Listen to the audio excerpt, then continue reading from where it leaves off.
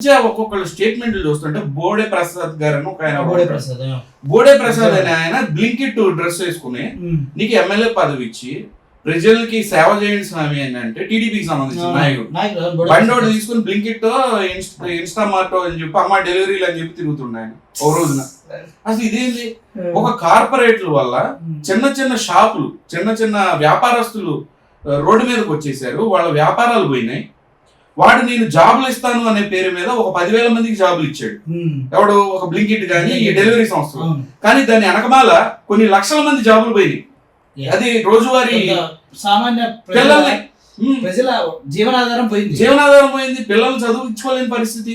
అట్లాంటి పరిస్థితుల్లో ఉంటే నువ్వు సిగ్గు లేకుండా ఒక ఎమ్మెల్యే ఉండి కార్పొరేట్ సంస్థను నువ్వు ఇట్లా ఇచ్చేస్తావా, ప్రమోట్ చేస్తావా? చెప్తున్నాను సార్, మీరు ఎట్లాంటి పాలసీలు తీసుకోవాలి ఇలాంటి బ్లింకిట్ లాంటి సంస్థలకు సంబంధించి? 1000 రూపాయలకి మించి ఆర్డర్ ఉండాలి, కానీ 1000 రూపాయలు తక్కువలో అయితే కనుక లోకల్ గానీ కొనుక్కోండి అంటే చిన్న చిన్న షాపులో బాగుపడతారు. ఇట్లాంటి బుర్రన్న తెలివితేటలు ఉన్న తెలివైన ఇట్లా పాలసీలు చేయాలి, కానీ దాన్ని ప్రమోట్ చేస్తాడు ఆయన.